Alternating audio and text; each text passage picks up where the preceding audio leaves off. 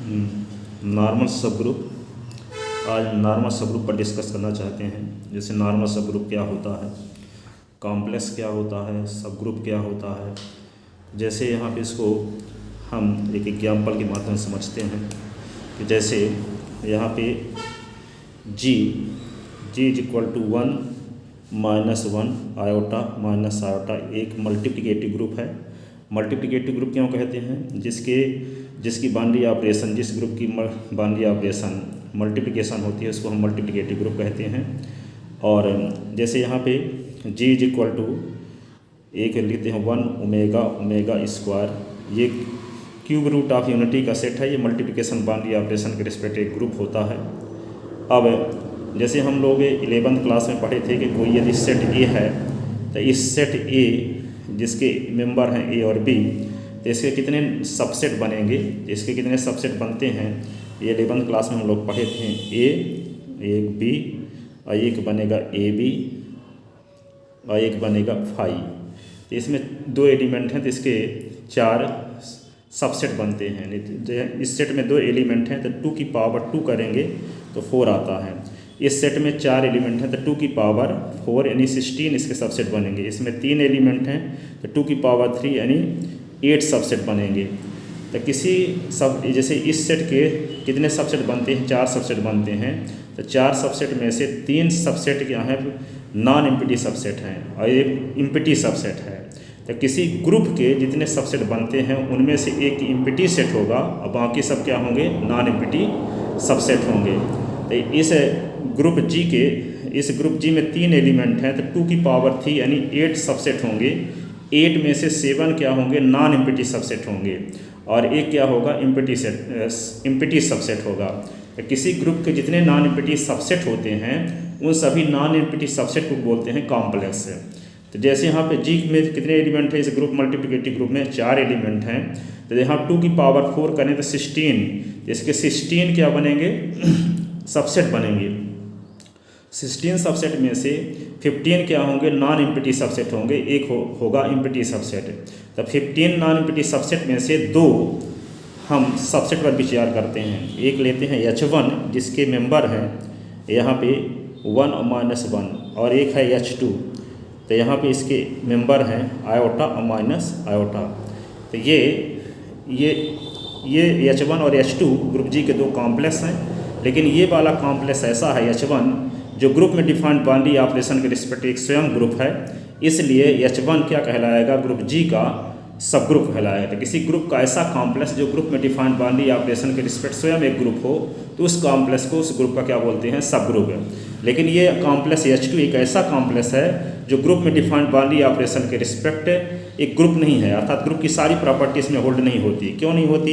जैसे आयोटा एक एलिमेंट लेते हैं, इसका एक आयोटा एलिमेंट ले लिए, दूसरा माइनस आयोटा, दोनों का मल्टीप्लाई करेंगे तो आएगा माइनस आयोटा स्क्वायर, इसकी वैल्यू 1 आती है और 1 H2 का मेंबर नहीं है, अर्थात H2 में क्लोजर प्रॉपर्टी ही होल्ड नहीं होती है। इसलिए ये कॉम्प्लेक्स ग्रुप जी का एक ऐसा कॉम्प्लेक्स है जिसमें ग्रुप में डिफाइंड बाइनरी ऑपरेशन के रिस्पेक्ट ये एक ग्रुप नहीं है, इसलिए ये कॉम्प्लेक्स क्या कहलाएगा, सब ग्रुप नहीं कहलाएगा। लेकिन ये कॉम्प्लेक्स ग्रुप जी का सब ग्रुप कहलाएगा। क्यों? क्योंकि दोनों को मल्टीप्लाई करेंगे तो -1 आएगा, -1 H1 को बिलोंग करता है। अब यहाँ पे एसोसिएटिव लॉ भी होल्ड होगी, इसका आइडेंटिटी एलिमेंट 1 है और 1 का इन्वर्स एलिमेंट 1 ही है, -1 का इन्वर्स एलिमेंट -1 भी है। अतः H1 ग्रुप में डिफाइंड बाइनरी ऑपरेशन के रिस्पेक्ट स्वयं एक ग्रुप है, इसलिए H1 ग्रुप जी का सब ग्रुप कहलाएगा।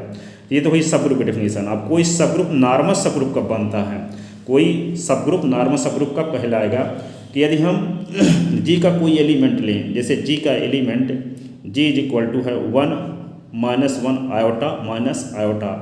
तो हम एक एलिमेंट लेते हैं जी का, आयोटा बिलोंगिंग जी, आए कि H का एलिमेंट लेते हैं, H1 का भी एलिमेंट लेते हैं 1 बिलोंगिंग H1। अब जी का जो एलिमेंट लिए हैं उस जी के इस एलिमेंट का हमें H के एलिमेंट के लेफ्ट साइड में मल्टीप्लाई कर दें, आयोटा इंटू 1। अब इस आयोटा एलिमेंट के इनवर्स एलिमेंट का, अर्थात क्या, आयोटा का इनवर्स एलिमेंट का राइट साइड में मल्टीप्लाई करें। तो यहाँ पे आयोटा इंटू 1 इंटू क्या लिखें, आयोटा का इनवर्स एलिमेंट होता है माइनस आयोटा अब इसको सिंप्लीफाई करते हैं तो आयोटा को मल्टीप्लाई 1 के साथ तो क्या होगा आयोटा माइनस आयोटा, तो ये क्या हो जाएगा माइनस आयोटा स्क्वायर। अब माइनस आयोटा स्क्वायर की वैल्यू क्या होती है माइनस आयोटा स्क्वायर की वैल्यू -1, तो ये हो गया 1। तो ये यहाँ पे 1 जो है एच का एलिमेंट है। तो इसका मतलब ये हुआ कि यदि हम जी का कोई भी एलिमेंट लें और उस एलिमेंट का एच के एलिमेंट के लेफ्ट साइड में और उसी एलिमेंट के इन्वर्स एलिमेंट का राइट साइड में मल्टीप्लाई करें तो जो रिजल्ट आए वे एच को बिलोंग करे, तो वे जो एच सब ग्रुप है वो नॉर्मल सब ग्रुप कहलाता है। इसलिए नॉर्मल सब ग्रुप कैसे डिफाइन करते हैं इस प्रकार से कि नॉर्मल सब ग्रुप लेट जी एक मल्टीप्लिकेटिव ग्रुप है और एच ग्रुप जी का एक सब ग्रुप है, देन सब ग्रुप एच जी का नॉर्मल सब ग्रुप कहलाता है यदि each G belong in G and each H belong in H के लिए G inverse belong in H है। अर्थात एच के एलिमेंट के लेफ्ट साइड में जी के एलिमेंट का मल्टीप्लाई करें और एच के राइट साइड में उसी एलिमेंट के इनवर्स का मल्टीप्लाई करें तो एच को बिलोंग करता है। तो यह सब ग्रुप जो एच है वह ग्रुप जी का क्या कहलाता है नॉर्मल सब ग्रुप। कोई कॉम्प्लेक्स नॉर्मल सब ग्रुप नहीं बन सकता, किसी ग्रुप का कोई सब ग्रुप ही नॉर्मल सब ग्रुप बनेगा। ठीक है, तो यहाँ एच क्या है ग्रुप जी का सब ग्रुप है और सब ग्रुप में एक्स्ट्रा प्रॉपर्टी क्या होने लगे कि यहाँ पे जी का कोई एलिमेंट लें, जी का कोई भी एलिमेंट लें और एच का एक एलिमेंट लें तो उस जी के एलिमेंट का एच के लेफ्ट साइड में और उस जी के एलिमेंट का उसी एलिमेंट के इनवर्स एलिमेंट का राइट साइड में मल्टीप्लाई करें तो जो रिजल्ट आए वो एच को बिलोंग करता है, तब हम एच को कहते हैं ग्रुप जी का नॉर्मल सब ग्रुप। या कि दूसरे शब्दों में हम ये भी बोल सकते हैं कि ये माना जी एक ग्रुप है और एच ग्रुप जी का एक सब ग्रुप है, देन सब ग्रुप एच ग्रुप जी का नॉर्मल सब ग्रुप कहलाता है यदि जी inverse is subset of H है। यदि हम एच के लेफ्ट साइड में जी के एक एलिमेंट स्मॉल जी का मल्टीप्लाई करें और राइट साइड में उसी जी एलिमेंट के इनवर्स एलिमेंट का मल्टीप्लाई करें तो जो वे सभी एलिमेंट हैं वे एच में कंटेन हो जाएं। वे किस में कंटेन हो जाएं इस टाइप ये सेट है इसके सभी एलिमेंट एच में यदि कंटेन रहते हैं या एच में कंटेन हो जाते हैं तो ऐसी कंडीशन में हम एच को नॉर्मल सब ग्रुप कहते हैं। नोट जी एक ग्रुप है और एच ग्रुप जी का एक सब ग्रुप है, देन सब ग्रुप एच जी का नॉर्मल सब ग्रुप कहलाता है यदि जी इनवर्स बिलोंग इन एच। यदि ये कंडीशन भी दिखा देते हैं तब भी एच क्या कहलाता है ग्रुप जी का नॉर्मल सब ग्रुप कहलाता है। ठीक है, इसको दूसरे शब्दों में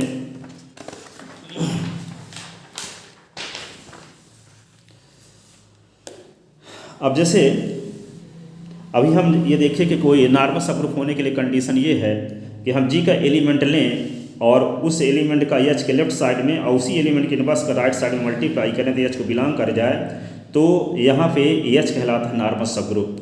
तो यदि जी का एलिमेंट है स्मॉल जी का एलिमेंट है तो जी इनवर्स भी जी का एलिमेंट होगा और जी के सभी एलिमेंट के लिए कंडीशन सेटिस्फाई होनी चाहिए कि एच के लेफ्ट साइड में जी का और एच के राइट साइड में जी इनवर्स का मल्टीप्लाई करने से एच को बिलोंग करना चाहिए।